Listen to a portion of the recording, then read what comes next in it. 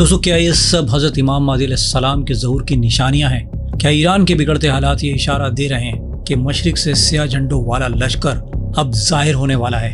क्या ईरान के मौजूदा तबाही और बहरान तीसरी आलमी जंग का पेश खैमा है? क्या आखिर उस ज़मा की निशानियां अब करीब से करीब तर आ चुकी हैं? आज की इस वीडियो में इन तमाम तर सवालों को तफसील से जानने की कोशिश करेंगे। इसलिए दोस्तों, ये वीडियो बहुत इन्फॉर्मेटिव है, इसे एंड तक पूरा लाजमी देखिएगा।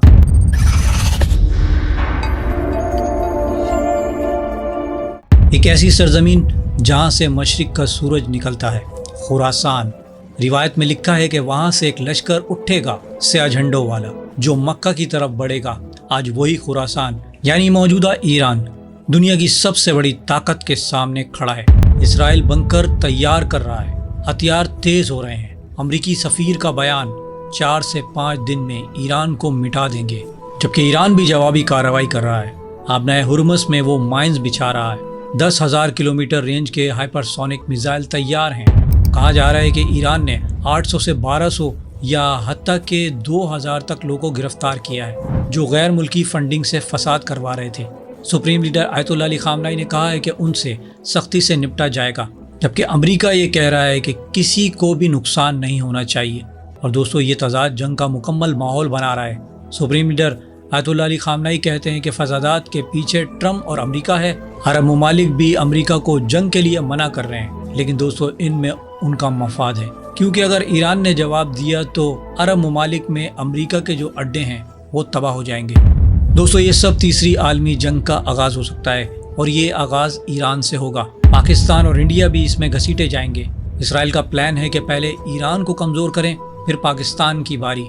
दोस्तों, मैं जो आपको बता रहा हूँ ये महज खबरें नहीं, ये अहादीसे मुबारका पूरी हो रही हैं। रिवायत में लिखा है कि तेहरान तबाह होगा, इराक तक कब्जा, कूफा और बगदाद में कत्लो गारत, मुखबरी पर इनामात, लोग पैसे के लिए एक दूसरे को पकड़वाएंगे, हुकूमत हाथ से निकल जाएगी। और दोस्तों, रिवायत में है कि जब ये हालात देख लो तो मक्का चले जाओ। खास लोगों के लिए ये हिदायत है। मशरिक से तबाहाल लश्कर मक्का पहुँचेगा और वहाँ से नई हुकूमत कायम होगी। और दोस्तों, अगर गौर कीजिए तो आज हम उसी तरफ जा रहे हैं। ज़हनी तौर पर तैयार रहें। लोग अभी तैयार नहीं हैं, वो सोचते हैं कि अभी वो ज़माना नहीं आया, और अगर अमेरिका मारेगा तो हम जीत जाएंगे।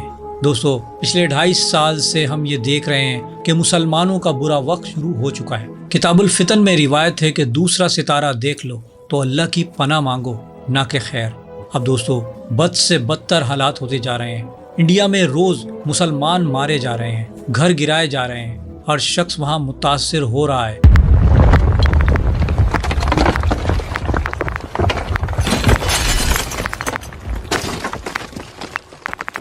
This is not Palestine's occupied West Bank. These are Muslim neighborhoods in India.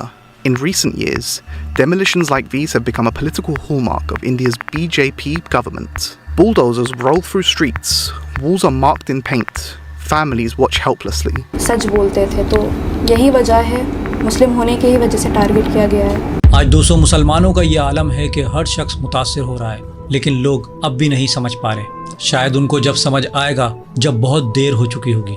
दोस्तों, तब्दीली सिर्फ और सिर्फ अल्लाह सुब्हानहू व तआला के हाथ में है। अभी दोस्तों खैर नहीं, पूरा साल और आगे भी बेहतरी खुद लड़ कर लानी है। फरिश्ते नहीं लड़ेंगे, हम लड़ेंगे। इस्लामी सल्तनत कायम करना मुश्किल है, अल्लाह मदद करेगा, लेकिन दोस्तों जंगी हालात से गुजरना पड़ेगा। और हालात और वाक़यात ये बता रहे हैं कि जंगें करीब से करीब तर हैं। दोस्तों, लोग ये समझते हैं कि हम पावर में हैं, हम ये कर लेंगे, लेकिन दोस्तों सब तब्दील हो जाएगा। ताकतें टूटेंगी, टुकड़े हो जाएंगे। साबित कदम रहना मुश्किल लेकिन ज़रूरी है। ये आखिरी लम्हात है जिनसे गुजर कर हज़रत इमाम महदी अलैहिस्सलाम की हुकूमत कायम होगी। क्योंकि दोस्तों, जब हज़रत इमाम महदी अलैहिस्सलाम के ज़हूर का वक्त करीब आएगा तो मुसलमान बहुत टूटे हुए होंगे, उनकी हालत बहुत ख़राब होगी। और यही वो दौर होगा जब इमाम महदी अलैहिस्सलाम का ज़हूर होगा। मक्का से दोबारा ताकत उभरेगी। हज़रत इमाम जाफ़र अलैहिस्सलाम फरमाते हैं कि अल्लाह की कसम, जिस तरफ तुम्हारी नज़रें हैं वो नहीं होगा, जब तक कि छांट ना लिए जाए, आजमाइश ना हो, खंगाल ना लिए जाए, हर तरफ से मायूस ना कर दिया जाए, बदबख्त बदबख्त और सईद सईद ना हो जाए। दीन को कारोबार बनाने वाले निकल जाएंगे, अच्छे रह जाएंगे। और सूरह हूद की आयत नंबर 113 में अल्लाह सुब्हानहू व तआला यूं इरशाद फरमाता है कि जो लोग जालिम हैं ان کی طرف مائل نہ ہونا، نہیں تو تمہیں دوزخ کی آگ آ لپٹے گی اور خدا کے سوا تمہارا اور دوست نہیں۔